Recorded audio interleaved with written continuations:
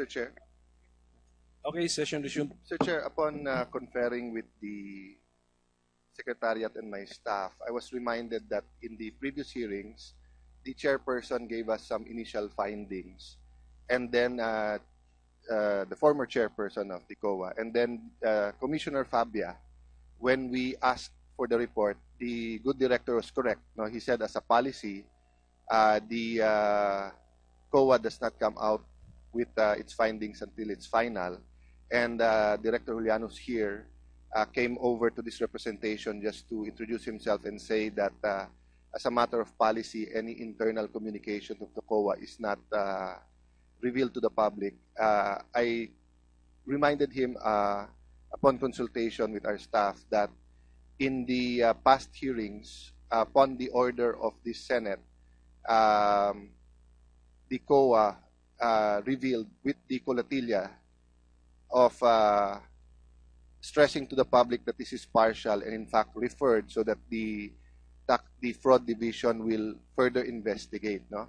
And if I'm correct, Director, correct me if I'm wrong this part, no? That is the reason why you are referring it to the fraud division, because may findings nga. Kumbaga sa korte, may probable cause. But you're not saying it's final. They should dig deeper and it will be them finally who will say whether or not meron problema. But for in this case, there are two purposes why I want it read for today, no?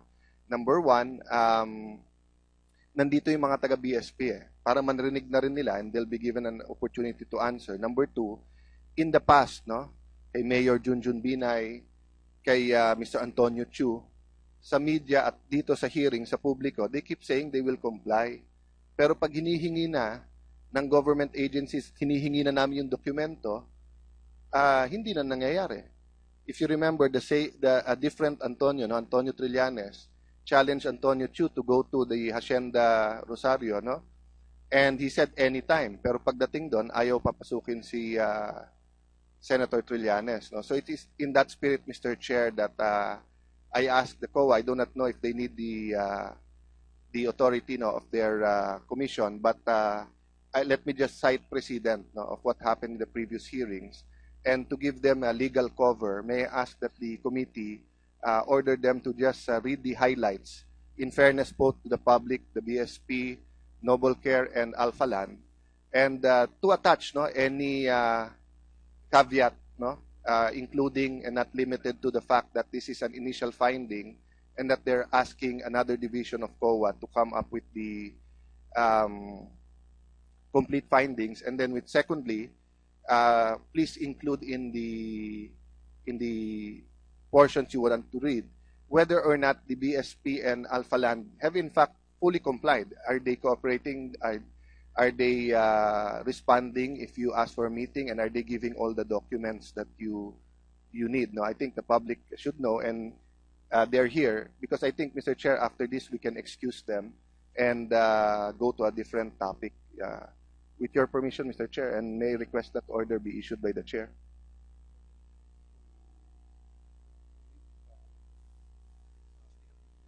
Yes. May I check? If the director has in his possession this report referred to by Senator Cayetano, if you have this, then... Yes. Mr. Chair, the basis of my request is that I think we wrote COA not only to be here but to bring the report. Let me first confirm. Do you have the said report referred to by Senator Cayetano, Director Juliano? Good morning, Your Honors. I have with me a memorandum dated March 11, 2015, referred by Director Joseph Anacay. Okay, so can you read to us the gist of the report or a summary of the important points in the report? May I request that Director Anacay be being the one who prepared. Say, Director Anacay, please. Director, Mr. Chair, with your permission, simply read the memorandum or the highlights, and I will refrain from asking too many questions so that the tax division can be the one to do their investigation. But please also answer my question if they fully cooperated with the COA. Good morning, Your Honor. We would like to say that the BSP has complied with the request of COA for the documents. However, there were some documents which we still need in our evaluation. Primarily, what documents given to us involve those for the BSP and the Alpha Land agreements, the agreements concerning the construction of BSP office building in Manila, and the transactions regarding the parcels of land in Barrio Ugong, Pasig, Metro Manila. Now, in some of the initial observations concerning the property in Makati involves the following. The decision of the council during the 37th and 38th meeting to dispose the Maluge property through sale was made as the basis of the DOJ to approve the sale of the subject property. However, BSOP, or the Boy Scouts of the Philippines, entered into a JVA for the development of the property. Second, the provision on the joint venture agreement regarding the sale of the property fixing at 600 billion and the subsequent sale thereof in 2011 appeared to be disadvantageous to BSP.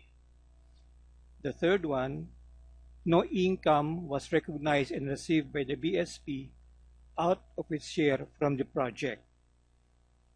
It also appears that BSP is not reconciling and examining the records of the Alpha and Makati when it comes to this project. Now, can we go with another project? The Manila City property. Due to non-availability of the feasibility study or research conducted, if there indeed was, the audit team was not able to verify how the decision was arrived at for the construction of the BSP building in Manila. In view of the non-availability of the proposals received from the DMCI Homes and Golden Property, we were not able to determine if the proposal was the best for the BSP. And the third one, for the Pasig City property, the selling price was reduced largely from the offer price of 418 million, as discussed during the BSP Corporate Assets Committee, to the actual selling price of 263 million, as indicated in the MOA. Despite appraisals obtained by both parties for the property in 2000, said appraisals were not considered in the determination of the selling price of the property. The values pertaining to the building improvements, including land improvements, were not considered. Director, just two clarificatory questions, Mr. Chair, with your permission. Go ahead, please. Sir, first, your statement was that they're cooperating, and I thank them for that, but may kulang kayong dokumento. Yes, Your Honor. Ano po yung mga kulang nyo? Para mahingin nyo na rin po sa kanila, and let's get a confirmation from the BSP representatives there that they will in fact submit these documents. This involves the transaction of BSP property in Davao City and the transactions pertaining to the BSP property in Baguio City. Okay. Pero sa ano po, yung sa Makati kompleto? Meron pong dokumento po. So pati po yung from the start, yung feasibility studies, agreements, etc., sinabit lahat? Hindi ko po matya kung merong feasibility study na inibigay sa amin.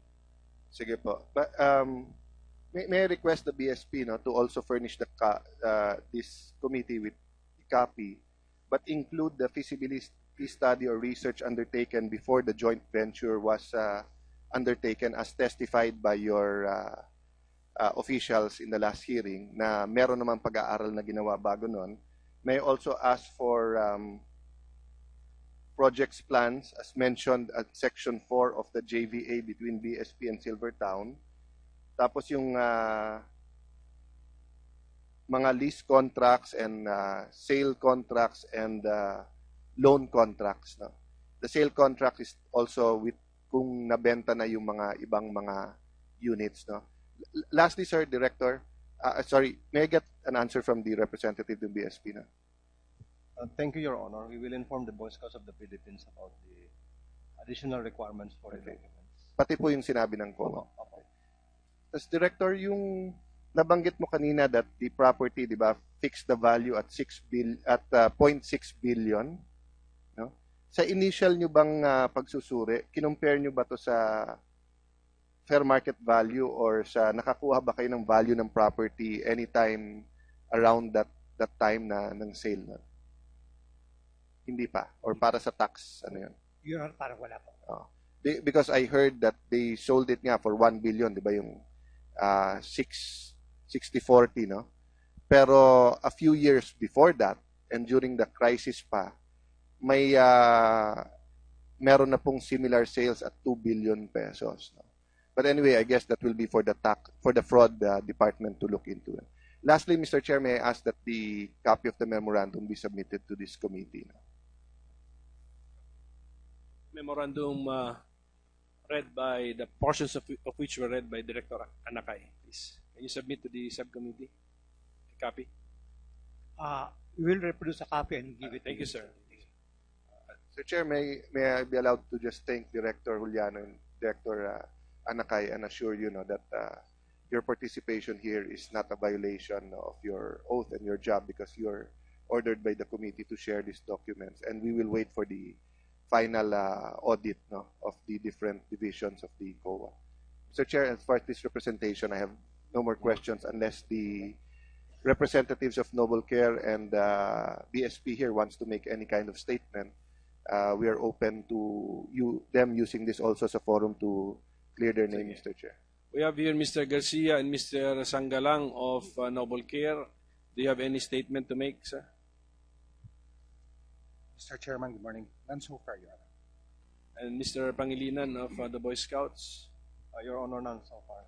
What is your current position with the Boy Scouts? I'm not anymore with the Boy Scouts of the Philippines. Kaya nga, but we are treating you as the representative of the Boy Scouts of the Philippines. You were formerly the... Former Secretary General of the Boy But being a former Secretary General, please relay to the Yes, Your Honor. BSP our requests. Opo. So, we will try our best now to finish the Boy Scouts issue in one more hearing. No? We just need the presence of Mr. Ongpin and Attorney Oreta and Senator Osmeña. Okay, so in the meantime, since you do not wish to make any statement, Mr. Garcia, Mr. Sanggalang, thank you for your presence. You are free to go. Mr. Pangilinan, thank you. Thank you. Mr. Chair, also the COA representatives, after they're finished their cup of coffee, unless they want because to... they're limited to the BSP yes, only, no? as of now, unless they want to monitor Sige, the others, but they are excused with your permission, so, Mr. yes, Chair. Since they are only here because of the BSP issue, proposed Senate Resolution 1114, you're also free to go. So since we will have to rearrange, maybe we may declare a 1-minute recess.